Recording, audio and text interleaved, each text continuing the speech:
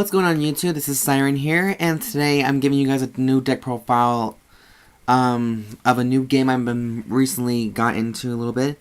It's called Force of Will, and this is my deck profile of my vampires. Well, a little bit of the vampires. Well, mostly vampires, but just some support. There are some cards in here I'm still missing, I'm still trying to get, so don't judge me if there's some proxies in here or some shit like that. So this game is a brand new thing to me. I'm just playing it out to see if it does fit my needs a bit, and just if it's even worth it. And so far it's been like a really good deck or good game so far. It's a bit of a combination of Yu-Gi-Oh, Vanguard, and Magic the Gathering combined, or all rolled into one little bundle. So it's actually pretty nice to test out a different, game. Relieve your stress a bit from a different game that you've been having some problems with.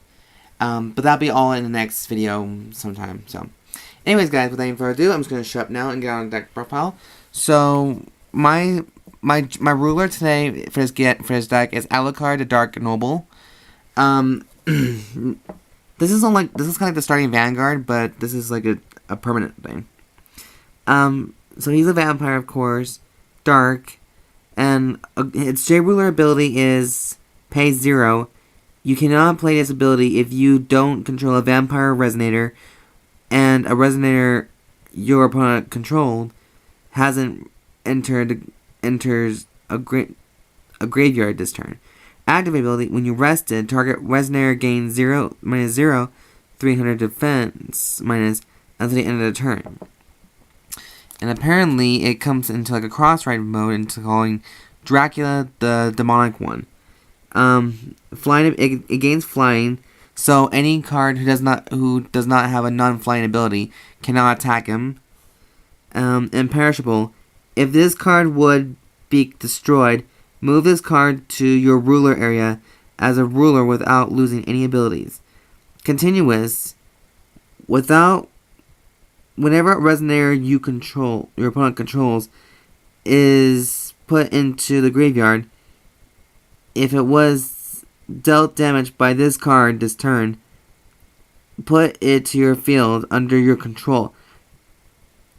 It gains Nightmare and Vampire in addition to its own race. So, and it's a 10,000 attack and defender.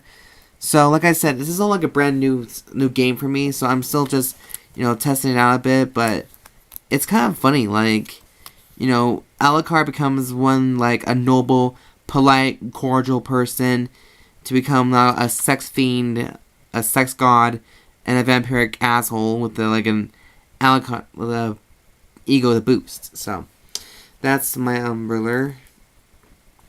So for Resonators, I'm running all 4 Astemas, the Fallen Angel of Desolation. She is actually, in fact, a deity type. She came into one of the starter decks recently, the dark one. She's 600 attack and defense, and she also has flying ability. So you cannot target a non-flying type cannot target her. But activate by removing a Resonator from your graveyard. This card gains plus 100 attack and defense until the end of the turn. So that'd be a 700 attack right then and there. Also, I'm now running 4 of the Vampire Staff. Her continuous ability: in the beginning of your recovery phase, I guess, you reveal the top card of your deck, and for every will symbol that it has on it, that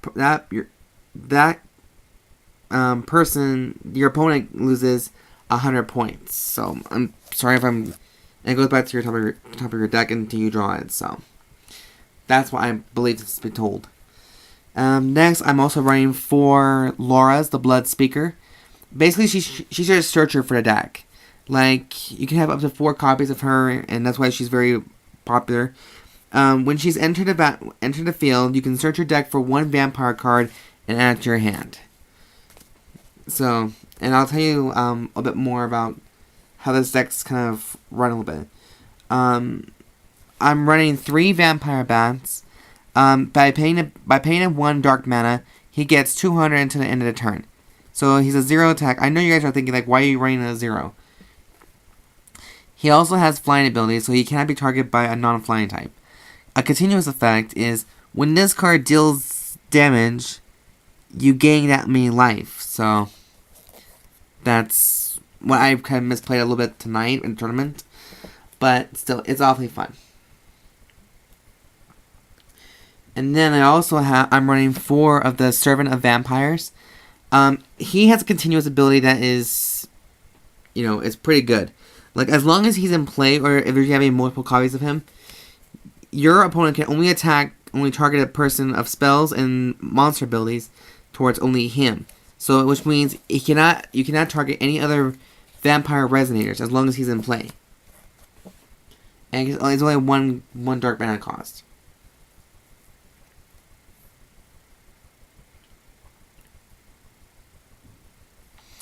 Oh, sorry guys. I'm also running 3 copies of Pumpkin Witch.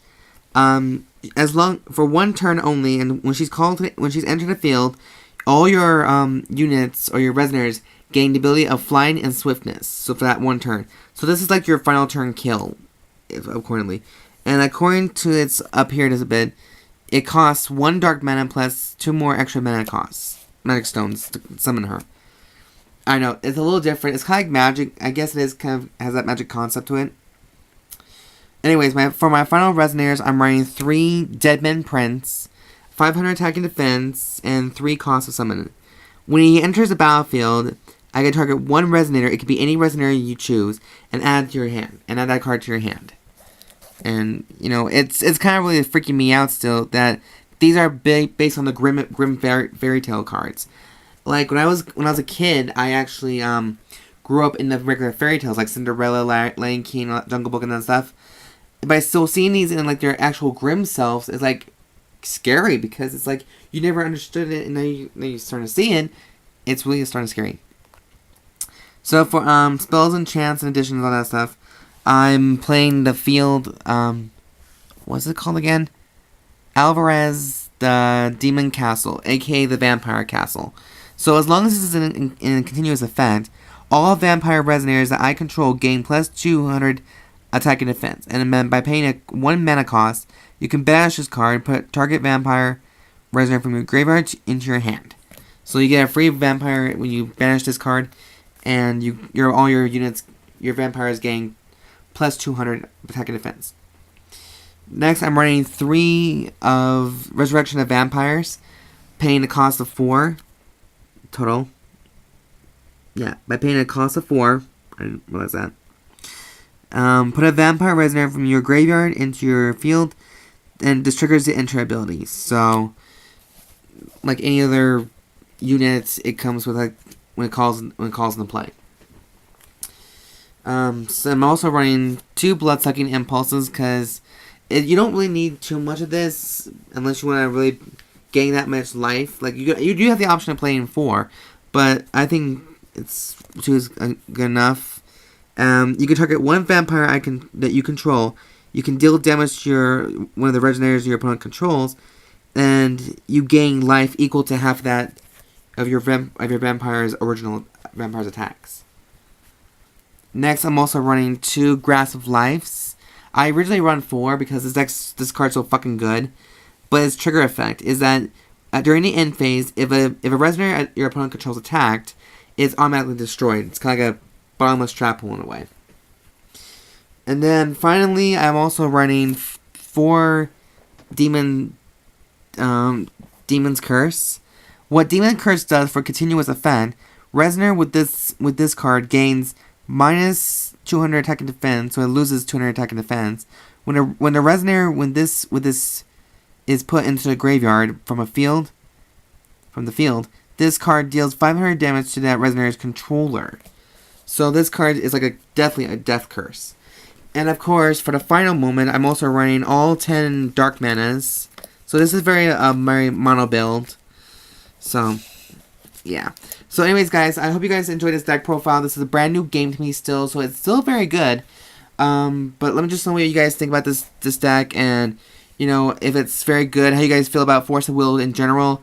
And I'll catch you guys in the next time. So Remember to subscribe, comment below this video, and yeah, and so give your thoughts on this game. And you guys think it's good or bad? And I'm just gonna add a little twist to this deck every once in a while, just to get a good feel to it. So anyways, guys, this is Siren, Shadow Moon Siren here, and see you guys next time. Peace!